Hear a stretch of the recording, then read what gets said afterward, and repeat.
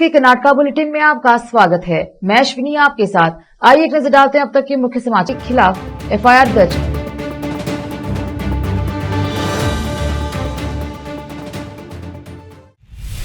समाचारों का सिलसिला शुरू करते हुए देखते हैं समाचार विस्तार से। कांग्रेस पार्टी की 5 गारंटियों को निधि देने के लिए अनुसूचित जनजाति उपयोजनाओं से धन निकालने के कर्नाटक सरकार के फैसले ने भारतीय जनता पार्टी के साथ तूफान खड़ा कर दिया है और इसे दलित विरोधी कदम बताया है। भाजपा ने शुक्रवार 4 अगस्त को फ्रीडम पार्क में विरोध प्रदर्शन किया और दलित संगठन इसका विरोध करने के लिए एकजुट हो गए। यहाँ तक कि किसी भी SC/ST विधायक ने उपयोग के बारे में हाल ही में आयोजित बैठक के दौरान मुख्यमंत्री सिद्धरामैया के साथ कोई आपत्ति नहीं जताई। समाज कल्याण विभाग की ओर से दी गई जानकारी के मुताबिक उपयोजनाओं के लिए 2023-24 के लिए आवंटन 34,294 करोड़ रुपए है। इसमें से सरकार ने घोषणा की है कि वह 11,144 करोड़ रुपए का उपयोग 5 गारंटी योजनाओं को लागू करने के लिए करेगी। इसमें से गृहलक्ष्मी योजना के लिए 5,075 करोड़ रुपए, अन्नभाग्य योजना के लिए 2,789 करोड़ रुपए, गृह ज्योति योजना के लिए 2,410 करोड़ रुपए, शक्ति योजना के लिए 812 करोड़ रुपए और युवा निधि योजना के लिए 67.50 करोड़ रुपए आवंटित किए जाएंगे। मुख्यमंत्री सिद्धरामैया ने गुरुवार को राष्ट्रीय राजधानी में संसद भवन में प्रधानमंत्री नरेंद्र मोदी के अपने पहले दौरे के दौरान कर्नाटका से संबंधित मुद्दों को नहीं उठाने का फैसला किया।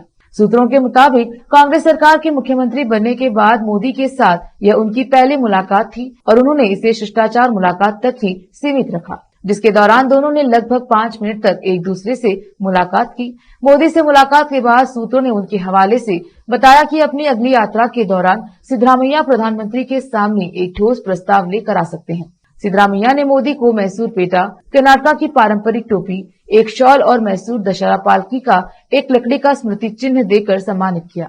ऐसा माना जा रहा था कि सिद्धरामैया राज्य प्रायोजित योजनाओं, खासकर अन्नभाग्य में केंद्र के असहयोग का मुद्दा उठा सकते हैं, क्योंकि उपभोक्ता मामले के मंत्रालय ने राज्य को चावल की आपूर्ति बंद कर दी है। सिद्धरामैया ने मोदी के उस बयान का जोरदार जवाब दिया था जिसमें उन्होंने कहा था कि कर्नाटक सरकार की 5 गारंटी राज्य को दिवालिया बना देगी।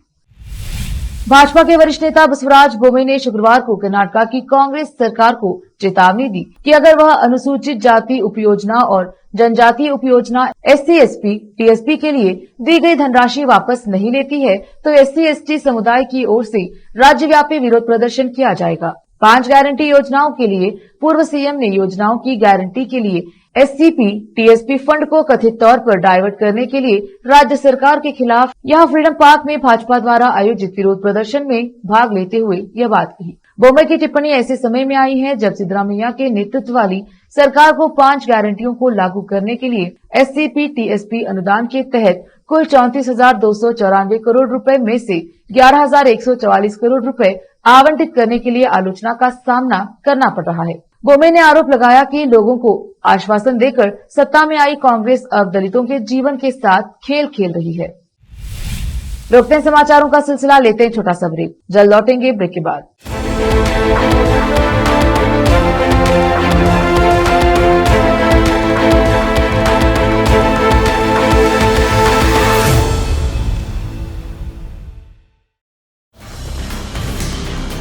हिंदुस्तान के हर कोने में हम हैं मौजूद। 24 घंटे हालात पर गहरी नजर, खबरों से जुड़े चुपते सवालात और आपको दिखाता है धार्मिक, सामाजिक, राजनीतिक, लोकल और इंटरनेशनल न्यूज की सबसे बेहतर कवरेज जो आपको रखती है हर पल बाखबर। देश और दुनिया भर की खबर के लिए देखते रहें KP News 24/7। नूर एजुकेशन ट्रस्ट बीदर की ओर से चलाए जाने वाला नूर M.Ed and B.Ed college Bidar, recognized by NCTE Delhi and affiliated to Gulbarga University, Gulbarga. Admission are open for the academic year 2022-23। विशेषज्ञ और सक्षम शिक्षकों द्वारा शिक्षा प्राप्त करने के लिए नूर M.Ed and B.Ed कॉलेज में दाखिला लें और शांत वातावरण में शिक्षा प्राप्त करें। बीदर शहर में बेहतर शिक्षा का एकमात्र केंद्र Noor M.Ed and B.Ed college, Shahpur gate, Bidar. Phone numbers 9945283920, 8482221297। शहर बीदर में अनमोल ग्रुप ऑफ रेस्टोरेंट्स की ओर से रॉयल अनमोल फैमिली रेस्टोरेंट और अनमोल रेस्टोरेंट के जरिए लोगों को स्वादिष्ट खानों के जरिए बेहतरीन सेवाएं प्रदान करने के झंडे गड़ने के बाद अनमोल रेस्टोरेंट के मालिकों ने अब शहर बीदर के लोगों की सेवा के लिए कदम आगे बढ़ाते हुए अब शहर बीदर के सबसे व्यस्त इलाके में एक शानदार फंक्शन हॉल अनमोल पैलेस बनाया है। शहर के हैदराबाद रोड पर स्थित ये शानदार अनमोल पैलेस फंक्शन हॉल अपने बेहतरीन लोकेशन, बेहतरीन वातावरण और अपनी खूबसूरती के कारण सबके आकर्षण का केंद्र बन गया है। यहाँ पर खूबसूरत हॉल, दूल्हा दुल्हन के लिए खूबसूरत स्टेज, खुला और हवादार डाइनिंग हॉल उपलब्ध है और साथ ही यहाँ पर अलहदा वेस्ट सेक्शन और वीआईपी सेक्शन भी मौजूद है। अपने बच्चों की शादी, वलीमा और दूसरे फंक्शंस के लिए आज ही दौड़े चले आइए। याद रखिए, अपने सभी प्रकार के फंक्शंस को यादगार बनाने का केंद्र है प्रोप्रिएटर अब्दुल खालिद और मोहम्मद बशारत अहमद की शानदार पेशकश अनमोल पैलेस फंक्शन हॉल। यहाँ पर बुकिंग शुरू हो गई है, फौरन आइए और फंक्शन हॉल बुक करवाइए। Address near APMC vegetable market, Hyderabad road, Bidar 585403। Booking करने और अधिक जानकारी के लिए इस नंबर पर संपर्क करें 8310357864। हिंदुस्तान के हर कोने में हम हैं मौजूद। 24 घंटे हालात पर गहरी नजर, खबरों से जुड़े चुपते सवालात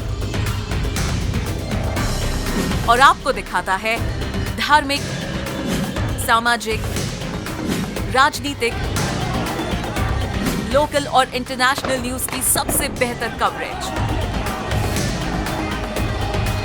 जो आपको रखती है हर पल बाखबर। देश और दुनिया भर की खबर के लिए देखते रहें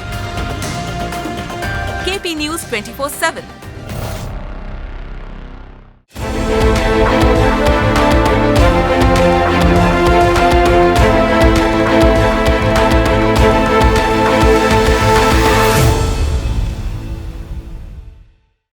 ब्रेक के बाद स्वागत है आपका। देखते हैं अन्य समाचार।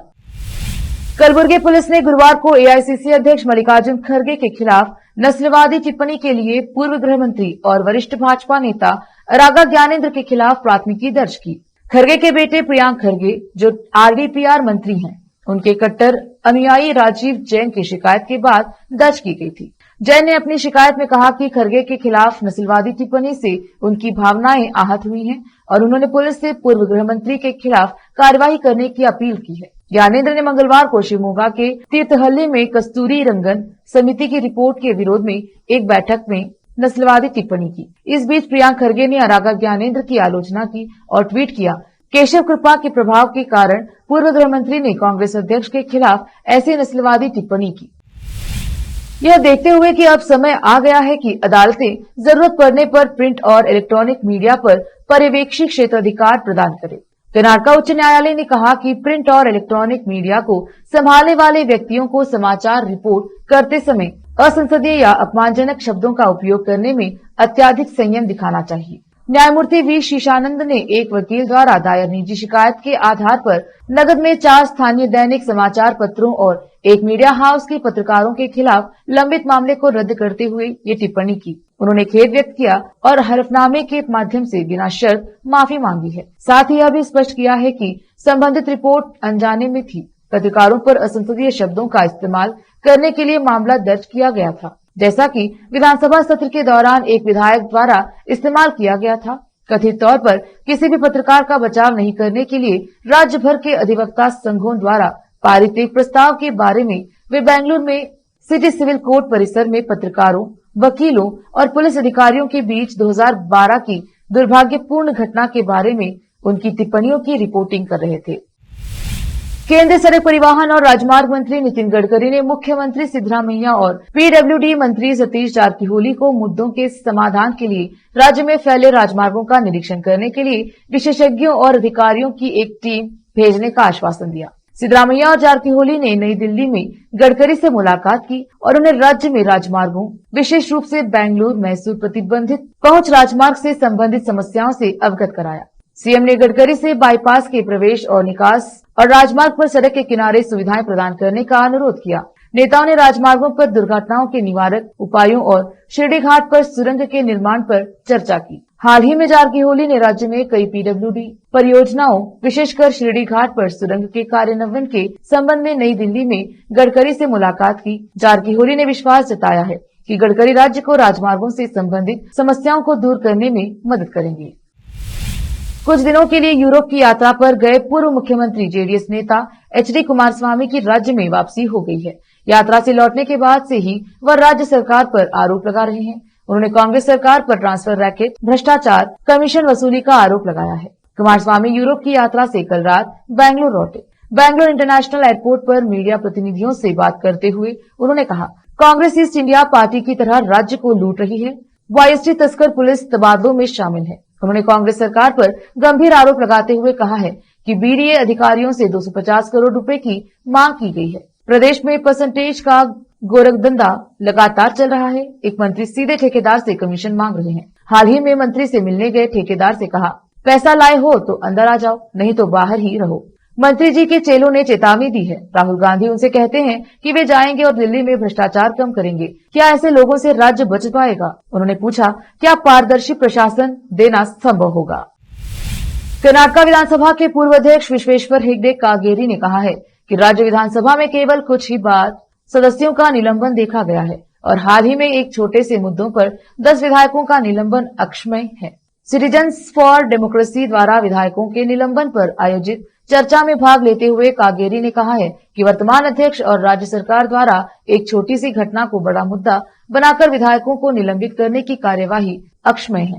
कागेरी ने आरोप लगाया, मुख्यमंत्री और संसदीय कार्य मंत्री ने इसमें बड़ी भूमिका निभाई है और यह राजनीति के लिए सदन का दुरुपयोग करने का एक उत्कृष्ट उदाहरण है। उन्होंने कहा कि सदन की सुचारू कार्यवाही के लिए सत्ता पक्ष की भूमिका भी महत्वपूर्ण है और कागजात फाड़ने के लिए विधायकों को निलंबित करना उचित नहीं है और इस तरह के घटनाक्रम से व्यवस्था प्रभावित होगी। यदि सदन को दोपहर के भोजन के लिए स्थगित कर दिया जाता है तो यह घटना नहीं होती। जब योगेश भट्ट डिप्टी स्पीकर थे तो सदस्यों ने उन पर पेपर वेट फेंक दिया था। क्या तब सदस्यों को निलंबित कर दिया गया था? विधान परिषद के पूर्व सभापति डीएच शंकर मूर्ति ने कहा कि कागजात फाड़ने पर विधायकों को निलंबित करना जेब कतरे को मौत की सजा देने जैसा है। उन्होंने कहा, संसदीय कार्य मंत्री का कदम परेशान करने वाला है। पूर्व विधायक एटी रामास्वामी ने विपक्षी दलों के गठबंधन इंडिया पर तंज कसते हुए इसे ईट इंडिया कंपनी करार दिया है। फिर से एक नजर आज के मुख्य समाचारों पर। अन्य योजना के लिए SC/ST फंड का उपयोग करने के फैसले नेता अरागा के खिलाफ FIR दर्ज।